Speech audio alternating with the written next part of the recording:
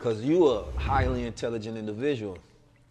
And I think the more people get that, the more it allows other people to not be afraid to show their depth. Most definitely. Yeah, Like the kids in school who was always intelligent but never wanted to show Yeah. it. Yeah. That's how rappers are nowadays. That's a fact. Man, they smart as fuck. And I can tell like just by listening to and certain different things. rappers, Yeah. Hella highly intelligent. But it's like, what you don't realize is now the audience have gotten much smarter.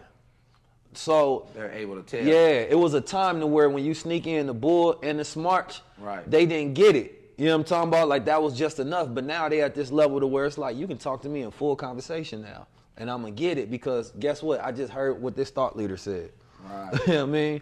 I seen something dope. Recording? I'm recording, yeah. I seen something dope. Royce the 5'9", he shouted out Derrick Grace and RZA Islam. Derrick Grace. So you ever seen the guy kind of heavy set with the tattoo? Okay. Yeah. So I reached out to him and just thanked him and was like, yo, man, you inspired me to look for those teachable moments with my kids.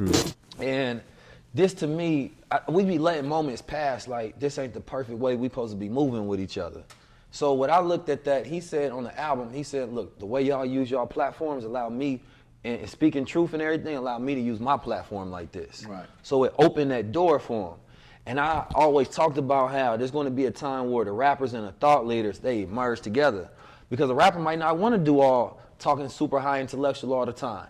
But if that's what he engaged with and that's what his mind is tapping into, that's selfish for him not lead his audience in that direction. Most definitely. So imagine you put him on your album, now y'all can tour together because, you know what I mean, he's speaking that ism in the intro and the outro or something, so now Your y'all fans can, are used exactly. to hearing that, kind of receiving that information, most definitely. And when y'all go on tour, they can open up for you. Different lanes. Exactly. So now it don't look like, no, that's not me. That's somebody I got on my album. Right. Imagine if somebody put Malcolm X on their album and they tour with him.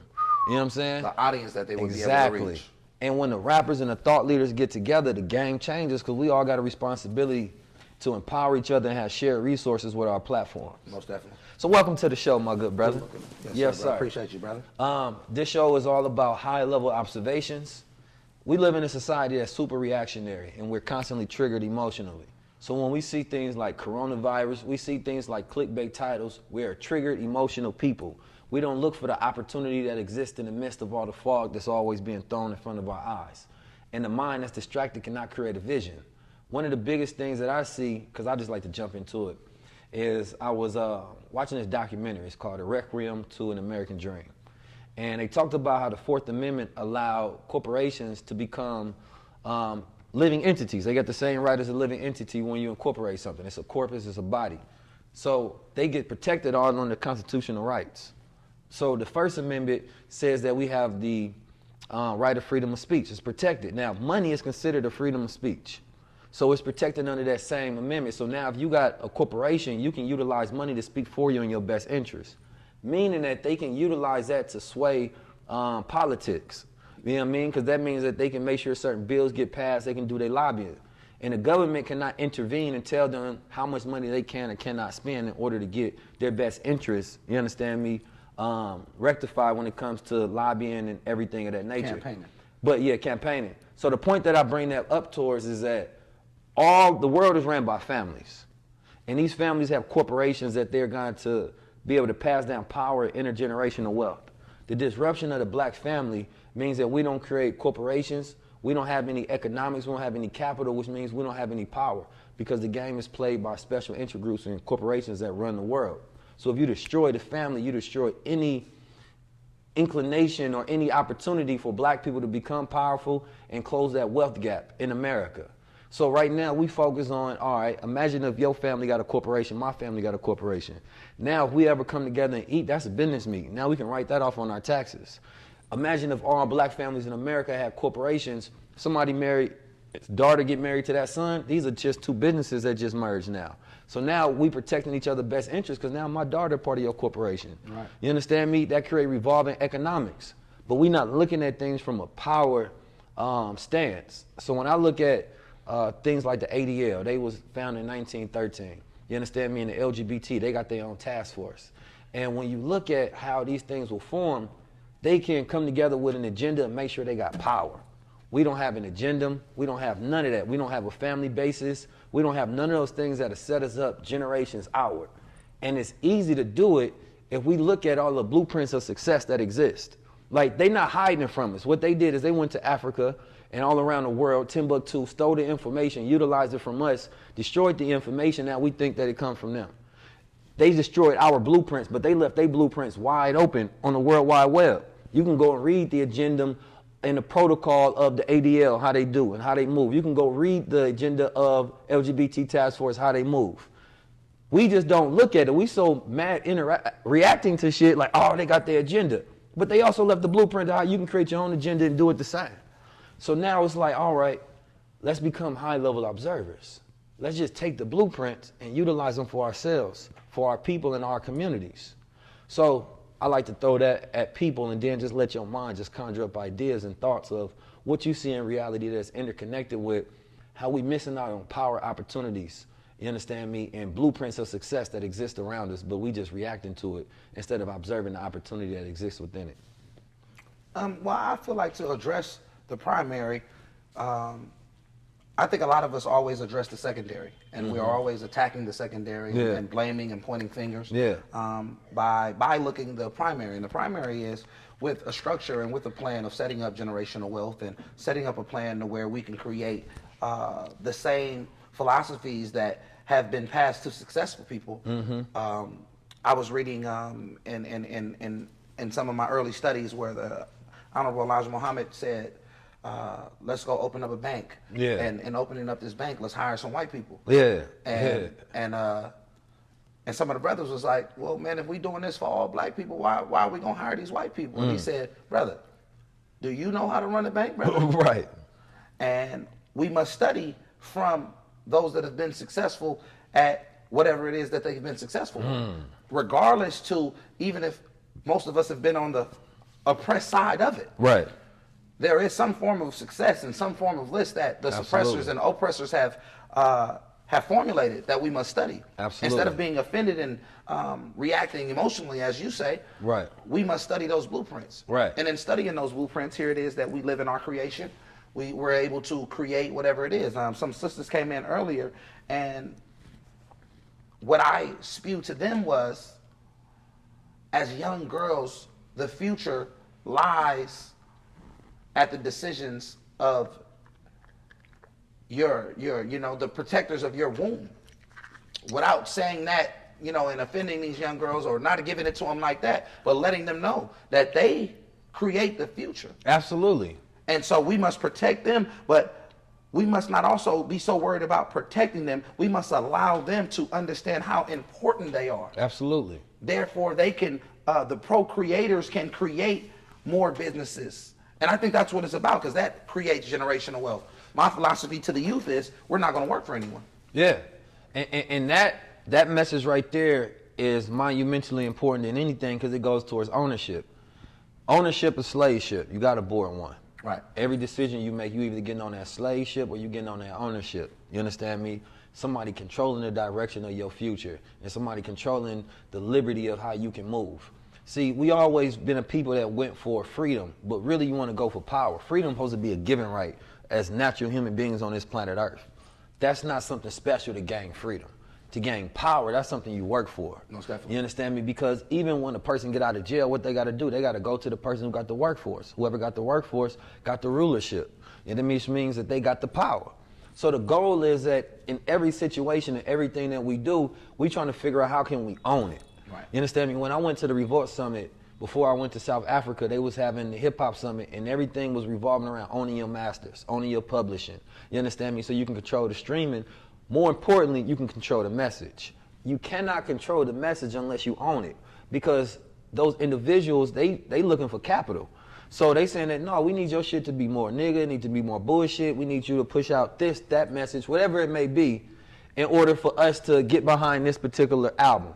But if you own it, I put out whatever I want to, artistic expression. And then we can experiment to see if this actually gonna work, because there's no statistics that say that people don't listen to music that's good music, but also have a great message in it. And of course, that's one of the, I think, bigger issues is that when I get musicians or rappers or artists, I say, don't make a message, make music and put a message in it. Yes, sir. And some people make a whole message and forget to put the music in it. And the messages begin to be lost. Yeah. Or even that, it ain't good to listen to, because a person go on a song, you want to hear a song, not a message. Right. Like, make a good song and put a little message in there. It definitely has to be some candy in the medicine. Absolutely. You know, being able to, nobody wants to be preached to all day. Nah. Nobody wants to, I think the attention spans are very short nowadays, and especially even seeing us like this, if we was, you know, what we like to say, if we was catting off or we was joking and being ratchet opposed to pushing righteousness, right, more attention, and then people will be more attentive to it. But we have to make this cool. We have to make being able to spread positive messages. Yeah. I always say, look, I'm making consciousness attractive. I'm making it sexy. You know what I'm talking about? I just got fitted for my new grill. Why? Because design creates interaction. So if I design myself like a drug dealer, you looking for a drug dealer, then you go automatically come to me. Right. You understand me? We have certain pre-cog, you know what I mean, lines of thinking to where we interact with things a certain way. But if I'm designed like a young guy, they ain't never seen the guy with the crown. They don't know how to interact with me. Right. So now they got to interact with me based on how I perceive myself. How do you present the conversation? Exactly. So now they giving a handshake that they ain't never gave before. More squared up, more, man, I respect it, instead of just flamboyancy and dealing with you how they done dealt with somebody else. Because it's a different interaction. So the goal becomes design yourself like a god. You understand me? So that anytime you interact with anybody, whether it's your brother, whether it's your sis, whether it's a white man, whether it's a white woman, whether it's a politician, whether it's your boss, force them to interact with you. You understand me? Like a god. So if I say that I'm a nigga, right? Or, you know, everybody want to say it means greatness, king from Negus, but that's the only word in the Ethiopian language they know. But the connotation that exists is nigga means ignorant and selfish.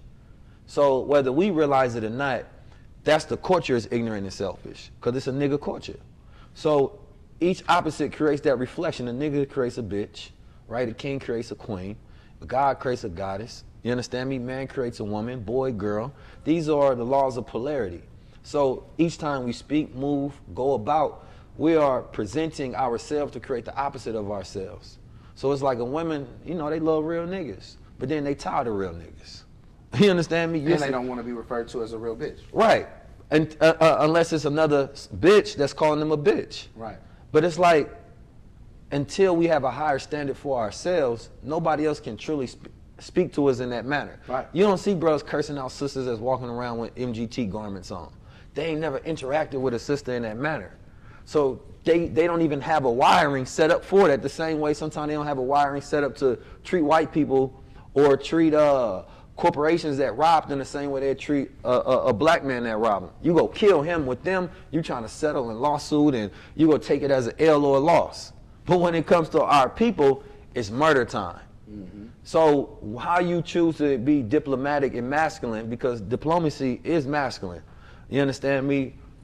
Shooting each other because you can't handle your emotions is a feminine thing. So it's really, you understand me, your ability to be diplomatic only when it comes to the white man, but you feminine when it comes to your brother. You understand me? So we got this reverse role. You understand me? That we give them respect that we would never give respect in our neighborhoods. That brother did something to you, you ain't about to pacify that. No, you got to get every bit of your respect back. Why? Because you at the bottom of the totem pole. You understand me? So you want to treat everybody else like that, so you have a sense of power. But it's a sense of power, it's not real power. It's faux power. And it's a sensitive power. Yeah, super sensitive. I think in that, being schooled on emotional intelligence is pivotal. Mm-hmm. It's pivotal, it's an imperative that we inoculate this in the minds of our men and our boys, and more so to learn how to navigate and control the narrative of emotional intelligence. Right. Reactionary senses, and like you say, controlling the polarity of what it is of controlling your emotion and input and output. And with that, we must be direct in how we deal with each other. Yeah. As you alluded to, we must teach people how to treat us. Right. In the teaching on how to treat us, then we learn how to what will be accepted and what won't be accepted. Right. I had a brother come up to me the other day, and he referred to me in a terminology that we've never joked with each other ever. Yeah. You know, and sometimes a person may see you interacting with some of your close friends and see how you guys get down, and you know, off record, when me and you are around, we joke and we crack up, but that's our friendship. Yeah. And that's our relationship. So this brother came to me and he said something to me, and before he was able to finish, I'll say, brother, we never had that relationship. Yeah. We've never had that friendship in all of the years of us knowing each other, and let's not start today. Yeah. You're like, oh, what you tripping for? No, brother, I'm not tripping. It's just, this is the basis of where we have to establish a form of understanding. Right. And you, we've never had a conversation where you got at me like that. Right. And if I accept it today, I'll accept it tomorrow. That's the goal. That's the key. You know what I'm saying? So, for real, so you know, understanding that and being stern on what you won't be referred to, what you won't be referenced by, and identifying that plays a major part in it, you know, in the controlling of emotional intelligence. And I think that's a lesson in itself. A brother of mine, DB, wrote a book called Don't Worry, and he speaks about, he's an emotional intelligence. And it speaks about the vast ways of controlling the young brothers through psychology. Yeah, manipulation. And manipulation of what has been done to us, of how we have been treated to, you know, to treat each other and react to each other. Right.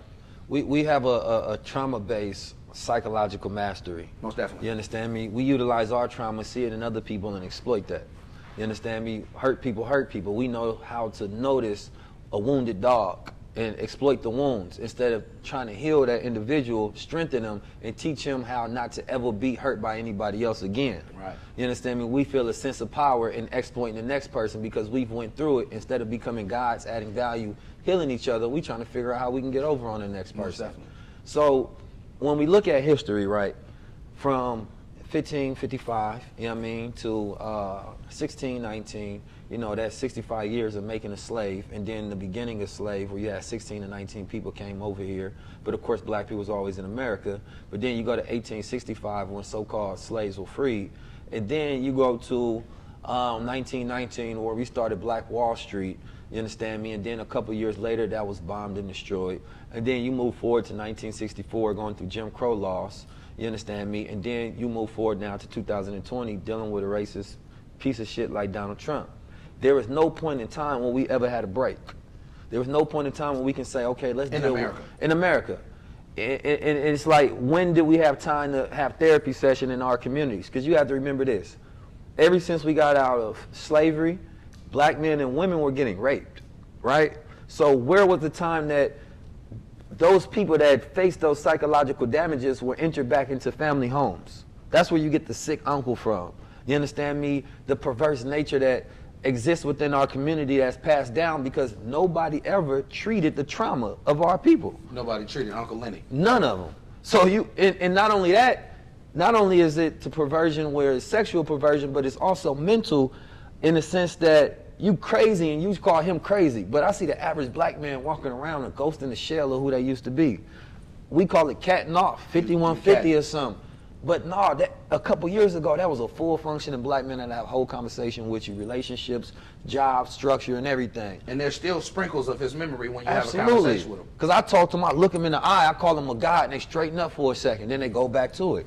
You understand me? But nobody really cares about the black man in America trauma and his mind, nor the woman as well. The traumatized. Yeah, like who's really walking around when this person is committing a criminal act and looking at his background in psychology to figure out what was the root cause of this, why he acted that way? No, you go throw him in a cage, sometimes throw him in a hole to where he come out even more psychologically damaged because he's been in a trauma-based environment, and now he's cracked, and when he come out, he's a fractal of who he used to be as a human being, and then that only creates a cycle, you know what I mean, to where they keep on going back and back. The recidivism rate just keeps going higher and higher for our young males. You understand me? And that's why the pipeline and prison system exists, because we don't have any health centers that deal with mental health in our communities. And not only that, mental health starts with what we eat too. So yeah, the mental health issues that exist within our communities, we can't just look at it from let's just talk to each other. That stems deep. Like even food, right? So you know how we get the itis, we eat some good ass food. You know what I mean? The suffix itis is attached to all inflammatory diseases. But we would celebrate itis as if it's like a good thing that this food gave us itis. Like give an example of something, itis. So, elephantitis. Like if you, so like arthritis. Arthritis. You understand me? And there's like, stuck. Yeah, any of those, like, it's inflammation in the joints. Inflammation is the body's response system to injury or attack. So let's say if you get a cut, naturally it'll send white blood cells to kill off the germs and things of that nature. But if you eat food that has chemicals in it, your body feels attacked because your body don't know what that is. That's not natural for the body to be in there. So now it's sending white blood cells and eating healthy tissue, which creates the diseases because you have a disruption. It can create mental diseases and it can create physical diseases within the body. So now you have an overinflamed system. And when we eat food, we didn't know that the word itis meant inflammatory diseases. So here we eating Big Mama. You look at Big Mama's house, right? Big Mama cooking every Sunday. You didn't realize she died from the food she was eating, then they went and blessed the same food and ate it.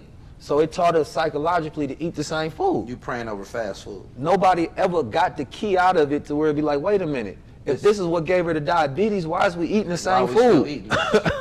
So all around the world, our people suffer from a lack of knowledge, a proper nutrition. We are nutritionally robbed and deprived people. Out here in Oakland, my brother Dr. Wesley did a great study about the zip codes in Oakland on how they're food deserts. It's easier, of course, to get you right a cigarette than it is an apple. You understand me? And of course, there are no farms, no farms, no nothing. And I said it like this. Now, of course, you know the history of Oakland. YBMB was mobbing on some of the liquor stores or whatever. But the reality is that we need to figure out a way to boycott these liquor stores because, for one, they ain't bringing no economy in our communities. They're not owned by black people. They're owned by the Yemen Society or they're owned by the Asians. Do we boycott them or do we band together and make our own? So we do both. So when I say boycott, you go in there, for one, you give them an ultimatum. You say, look, we want you out the community. Or, for one, let's do this option because I know you're feeding your family or whatever. Then you need to change and make sure there's nutrient available foods in here. So when our children come in here and make decisions, they're making decisions based on what's available. You understand me? And if you don't give them the availability of sugary processed foods, then they won't make that decision because they don't know the difference if the food tastes good anyway. So when you have food bodegas like they have in New York where you can get access to fruits, more people eat fruits and vegetables. Right. So then you say, okay, look, y'all got to either change what's in here or we go boycott y'all for the next 30 days, make sure y'all go out of business, and then we go take over this ourselves anyway. We go become y'all competition anyway, so y'all got to get out of here. We need to do that everywhere in America because eating the wrong food is connected to criminality as well. You understand me? Dehydration is connected. All of these different things. Even fast food industries that have too much soy in the burgers emasculates the young men. You understand me? Robs them of that testosterone, that will to do for self. Then they start smoking weed, then they start getting lazy. You understand me? Then they get into criminality, more so get into something that's positive and that requires energy and real willpower to be able to produce ideas, get them outside the mind, and take an idea and go work and see that act on it being put forth. There's something called fecundity, right? Fecundity is basically when you ain't got your swimmers moving right, your sperm count ain't working. You know what I'm talking about? Same thing. That comes from food, bad nutrition. Absolutely. That soy robs you of that. Now, them soy boys. Them soy boys. You know what I'm talking about? Everybody going vegan, there's a bunch of soy boys. Now, fecundity of the mind is when the mind is not producing enough ideas. And it's being robbed of its complacency. Exactly. So when you have an idea, it's being robbed, forced to be complacent. A masculine man works. Right. So you get an idea, you go execute. Right. These average young men get an idea, they don't have the spark of execution. That's a masculine trait, to be a bull on your idea. And see, a man's mind, that's where his womb is. You get the most joy on the planet Earth when you see something enter fruition. Because you can birth ideas. Exactly. That's where our womb. And of course, man means mind, right? So a woman's womb, of course, not only her stomach, but she has it in her mind. She's a womb mind. She's not only just a mind, she's a mind with a moon to be able to create more life. You understand me? A sperm has motility, meaning that it can basically move on its own instead of metabolic energy where it needs to be pushed by outside force. So that's how men are supposed to be. We supposed to have motility in life. We're not supposed to need motivation. We're supposed to already have that within us and we go out there and do it. But when you have a biological dysfunction within your body, you robbed of the natural resources that make you a man. So now society is teaching these young boys not to even want to be men because they're painted a picture of toxic masculinity. So now, not only is the mother talking about the father, so they don't want to become a man. They talking to the mother talking about all these niggas. Not niggas ain't shit. No, they don't want to become a man. They don't want to become one of them niggas. Because they don't want to become the ain't shit category. Exactly. You said something on a post a few weeks ago that was very, very, very brilliant. You said, black man working to create his own business, nobody claps for him, nobody helps him. Black man wants to have a sex change, everybody's all for it. The world is ridiculous right now, bruh. And I think that it's in a world that we live in, it's a very sensitive subject, and many people refuse to address it just based off the fact that they don't want to be banned or they don't want to be listed as far as, you know, their LGBT bashing or anything of that nature. I think we have some shirts that are coming out that say straight black male. And a friend of mine was like, yo, you sure you want to press up these shirts? Yeah. And I was like, if you had a friend that was going to Pride or that was whatever, would you ask them, were they sure that they would want to press up those shirts? Why is it questioned, or why is it skepticism involved when a person wants to be proactive in what it is that they are? Right. You know, I'm not against anything. I'm not against and create an identification for it. But since we all are identifying by things, right? Whether you're male, female, and those that identify by binary terms, whatever it may be that you're identifying with, why is a man who's a straight man, why should he be demonized for being proud of being a straight black male? Right. And I feel as if these are the conversations that we spend too much time on. And the reason why I feel like we spend too much time on, because there shouldn't be a reason or a conversation for why a man chooses to be straight. Nah, I'm gonna tell you something. You know what I'm saying? Homophobia is not your fear of homosexuals. It's your fear of the power of homosexuals. Because the reason a person might not say something is because they fear the repercussions and the acts of LGBT community. That's the homophobia. Oh, I don't want to say this because I'm not sure what they gonna do to me.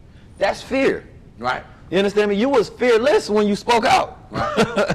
But all of a sudden, now that these repercussions come because they have a power playbook and a power structure, they will make you apologize. They will take away, you know what I mean, opportunities. They will get people close to you to sprinkle seeds of like, yo, you're not in the favor of the people right now. And you're like, man, I think I need to apologize to get back in the favor. And then what end up doing is you throw everybody else that was just supporting you to the wayside, like, nah, I'm mess with y'all no more. It costs me too much to be accepted by the power. But that's the power playbook. Black people got to learn how to do that, because it's not even that. Like I said, the reason we get so mad at everybody else's agenda is because we don't have our own. Most definitely, we don't have a playbook. Right. If we see white supremacists mad at what black people doing, we can celebrate because we know we doing something right. But if we just mad at what white supremacists doing, we not celebrating because we know we ain't doing shit. Right. It's like we need to give them something to be mad at. Most definitely. The Panthers gave them that. Yeah, I need them rioting. I need them crazy. I need them like, why are these niggas so successful? Even in, you know, how Huey was villainized. Hey, baby. Huey was villainized. I did a display, and there's a display in my window currently now of Huey Newton. Dope display. The conversation was about, I've had a chance to travel all around the world. Yes, sir. In South Africa, I was able to see depictions of Nelson Mandela, and I was able to see museums where they would speak of Steve Biko, and many people that have contributed to the rise of black consciousness and the social revolt of rebels that were going against the obstructions that were put upon black people. I was able to see the same thing in Cuba. You would see the Viva del Castro, then you would see Che Guevara. Even in Cuba, some not even his native land. Right. But you get a chance to go all around the world and you begin to see how people are highlighted. It's humiliating and almost embarrassing that a city as prominent as Oakland, California, when we talk about the terms of social activism, and we would say the Moses of social activism, who was able to birth powerful movements that spread worldwide. There's no celebratory activities towards this man. There are no temples, there are no shrines, there are no museums, there are no portraits, there are no paintings, there's no street, there's no schools, there's no, his birthday came and went the other day. Yeah. And be knowing to the rest of the city that wasn't involved. And it's shameful that in the book of Huey Newton, they would rather discuss his demise, right, opposed to his uprise. I mean, that goes with all our figures, right? We talk about Marcus Garvey death, Malcolm X death. We talk about our people's death more than the life that made them the people that made them great in the first place. Because if we take into that, then it creates accountability and responsibility to be like, yeah, a lot of people say they love Malcolm X, but if he came here today and he seen the condition your mind was in, he said, how can you love me if you do everything against what I taught? Most definitely. You understand me? To me, it don't make sense. So it's like you don't love Malcolm X, you love the autobiography of Malcolm X, you love the movie of Malcolm X, because you studied none of the things that made him who he is when he was on his ding. Most definitely. Same thing with Huey P. Newton. That creates accountability within us, is that yes, you can love leaders of the past because they can't hold you accountable. You understand me? So you love an image of them. And then you wait till leaders of the current die so you can say you love them too, because there's still no more accountability. So if you take those images of masculine black representations of power, then it says that, damn it, we celebrate him the same way we celebrate Martin Luther King, and we can quote his nonviolent speeches, but we only waited to start quoting his economic speeches when it became more That's most definitely popular, and then everybody else started talking about it. Martin is most definitely more important than I Have a Dream speech. Way more. And I was talking to a friend of mine, and I schooled him on a few things. And he was like, oh, nigga, Martin was soft, man. I said, good brother. Martin was crazy. Martin was about it. Martin was about it. Martin was a player, man. Yeah. Like, you know what I'm saying? But his nonviolent approach to things may not have been as radical as you want it to be. Bro, nonviolent approach was radical as hell. To be able to have the patience to endure that, and to be able to push your will and move how you move. His financial literacy speeches, his speeches about black people not being entitled and not giving the same property opportunities as tourists and immigrants that would come to America and be gifted with land and education and access to certain curriculums that put them in a position more higher than that. Right. The average poorest white redneck swamp living trash white person in those times had better access at a chance to make it out of their situation than a free black man. Right. And these are the things that were vividly being painted, but that were being ignored because they wanted them to seem as if he was just passive. Nah, he was a strategist. And I love Malcolm, I love Martin, I love Huey, and there were several individuals of those times that flew under the radar. But today's times, where we have no excuse not to formulate philosophies that inoculate all of their philosophies with current times, along with the access to information that we're entitled to, just based off knowledge is at our fingertips. Everywhere. We got no more excuses. So there's no excuses. And I want to share this, that knowledge without application is just useless information. So as we sit here with high observations and high thinkers, I want to say it's okay to seek this knowledge. But if we don't apply this knowledge into our businesses, into an industry, to create agriculture. There's a sister in here now who has these juices, they're healthy juices. There's a sister, a black sister, who's I look at as, that's a scientist to me. Yeah. She's a modern day George Washington Carver. Yeah. A scientist. And we must uphold each other in these ranks and these likes of saying, let's erase the poisons that have been promoted in our communities, and let's filter those poisons with potions. Right. And in those potions, we can create something that can do all of us a service. So this is what you did here. We had dope era. You turned tragedy to triumph. You transmuted the pain of an era, which some of it was, fun, some of it was glorious, some of it was the crack era, some of it was our uncles being turned into fiends and zombies and fathers and mothers. But you took that pain from a time that was very trauma-based, that created our present circumstances, and say, wait a minute, you understand me? We can still have good memories from those times that we pick apart, and we can turn that darkness that we walk through to light.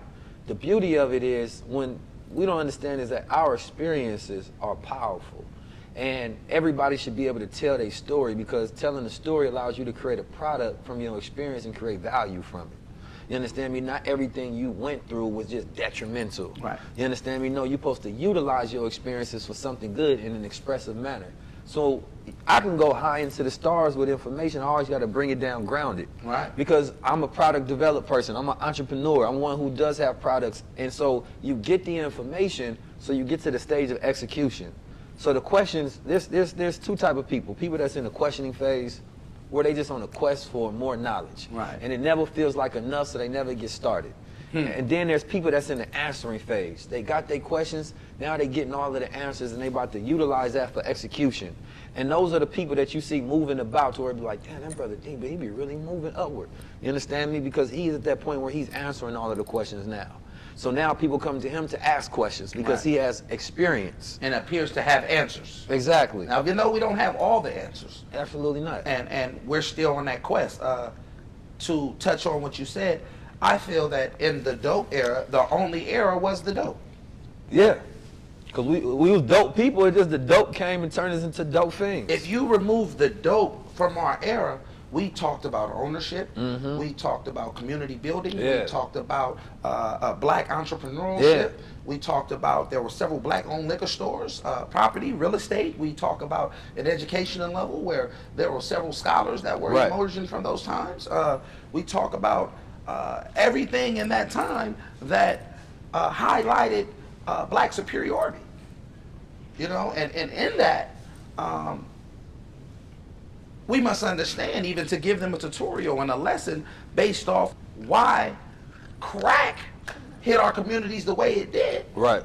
Just based off the fact of they were afraid of the uprise of the black man in America. And they must have to create something to dilute that. Absolutely. So, that's why cities like Oakland and cities like Los Angeles and San Francisco and several other areas that were prominent in black excellence at this time were hit first and hit the hardest to destroy the central intelligence of black identification and that black messiahhood. The black messiahhood. Yeah. So those are the products that we're from. Right. We are from those products. I feel like I'm intertwined with a hustler. Yeah, you Fabby of Oakland. But in the comparison, you the Nipsey of Oakland. You know what I'm saying? But I put the Fabby first, because you got your own identity as far as, the energy that you represent out here and all of the work that you've done. And that's monumentally important. Because everybody, and this is where, after Nipsey died, everybody started looking at their legacy. Right. They saying, damn, man, I want to be remembered like that. Most definitely. For a few months, some of them start changing their reality. But it was fake. It's not real. You got to do it from a real place of character. I always call this character versus intelligence. So what you end up seeing is some people have PR, so it tells them to say this, get involved in this movement. You understand me? Your constituents is more conscious. This is going to make you look more conscious. But that's intelligence, that's not character. Character is people that's rooted in it, that really believe it, they doing it from a moral stance. Yeah. So a person like you that's been doing it for so long, that's character. For sure. Somebody else taking that same script and start doing it, that's intelligence. Because you're finding out this is the wave that they giving attention and they giving the praise to. Yeah. So the public has the responsibility of respecting and supporting those who doing it from a stance of character, not just intelligence. You understand me? Because what ended up happening is, and this is the problem that the youth end up seeing, they be like, wait a minute, this brother be 100% on it all the time, or 99% on it all the time, high moral, righteous caliber activities. And the rapper, they be on their negative shit 99% of the time, but they do the 1% good, but they get higher praises than the brother that's on the 99, because people just expect you to do it. So they appreciate it less when it's part of their expectations. Most definitely. You can't normalize greatness. You can't allow Absolutely not. You can't allow a great, sufficient character to be normalized. Right. And I love how you explain that, intelligence over character. Yeah. There are a lot of people that are not only culture vultures, but they are chasing the praise. Yeah. We do it for the healing. We don't do it for the headlines. Right. It ain't about how much money you make, about how much people you help. And I saw you quote that earlier, and that was amazing. Yes, sir. Just because there are a lot of people, if I gave you $20 and this person gave you $20, some people would say, oh man, he gave me dub, man, he gave me the same. No, it wasn't at all. I gave you my last $20. Right. You know what I'm saying? Or the 20 that I got was I put my life on it. That was it was tough on that. It was blood on that. Yeah. So you know, brother, we can go on and on, man, by sharing our stories with each other and building, but I just want to tell you, brother, I'm proud of you. And I'll tell you in front of the world. I'll tell you this every chance I get a chance to tell you. I'm very proud of you. I appreciate everything that you're doing, the direction that you're taking by allowing young black men to understand that it's nothing wrong with being intelligent. Gangsta is... Intelligence is the new gangster. An intelligent black man, a strong black man, an entrepreneurship, a black man that is built and rooted off character and rooted off substance and rooted off a vision. That is the crowning of our people. For you to be able to go around the world and doing what you love to do, to see in the infancy stages of where you started, of where we met, to see where you are now. We may not be where we want to be, but we are not where we were. Right. With more visions to continue to proceed further, brother. I just want to take my hat off to you and tell you. Thank you, brother. Appreciate you. I'm thankful for a brother like you, our friendship, and the developing of it. I'm very interested to see how further we can continue to take it by staying deeply rooted into our character, and how many more people that we can influence to give back and help out. Yes, sir. Man, I want to share this last story, but I know you got to go. I've met my brother when I was working at Prada. I was working for the white man. I was still on my high God power, right? But one of my first videos I made, I said, you can't be a black guy working for the white man. You understand me? And I believe that to be true because who I was at the time was not aligning with what I wanted to do. And I remember when I first met you, I gave you a discount and everything. I'm like, fuck this business, you know what I mean? Like, this ain't my shit, right. You know what I mean? So it's like, nah, bro, take that off or whatever. And then we was able to actually connect. And in real life, I remember putting some clothing in your shop. You understand me? And Zaid, I believe his name. He asked you because you put in the video 6 shots, and you wore it, and he was like, "Damn, I didn't know you had out gear like that." He pulled up from Seattle. It happened to be a day that I had off. You told me to pull up because bro was trying to spend some stacks. I happened to have that day off. I loaded everything I had. We slid over there. Bro brought like $1,500 worth of clothing from me at the time. And it had me thinking like, yo, if I was working, I would have missed the opportunity to gain the capital I need to quit the job. So I quit my job like that week. You know what I mean? I remember you looked at me like I was crazy because you know I was making some little paper at that job. And I was like, I just felt so free, and I knew that if I can give them all that energy, I can do it for myself. But I was inspired by what you had going on. I was inspired by seeing the perseverance of you constantly dedicating to new ventures and new avenues and consistently along that journey, rediscovering strengths that you have and exploiting those to not only utilize them for self, but for the world. You understand me? So I want to appreciate you for that process along my journey, allowing me to get here now and tap into these 19 keys, because it's the people along the journey that help shape and make us who we are. You understand me? And it's important that we tell those people those stories of that inspiration. There was a point in time. What inspires you? Yeah. Right. I had the store over there, and I was telling you about something that I was doing, and you had a lot of things going on. And he was like, man, that's cool, but you ain't doing this. And I was like, damn, he caught me with that one. That was like a blow. Whoa. I said, all right, I'm gonna go back in the think tank. I'm gonna come back out refreshly emerged. You know what I'm saying? And it was beautiful because, you know, when you compare your life with other people, you feel like the gap is just so far from what they're doing and what you're doing. And that's just when you get caught up in the comparison period. Right. Comparison is also the thief of joy. Yeah. The gap disappears when you stop comparing yourself with other people and you focus on yourself. And when I focus on what I truly love and not even trying to catch up to anybody or any stance at all, it was just about what can I develop based on what I want to do. And I got to that point where next time we met, we tapped hands, I felt in a better place. I was like, okay, you know what I'm talking about? So yeah, my brother, I appreciate you. We just had an hour of righteousness. I want to end it on this ratchetness. For the first time, you finally admitted I put you on, my son. Stop it.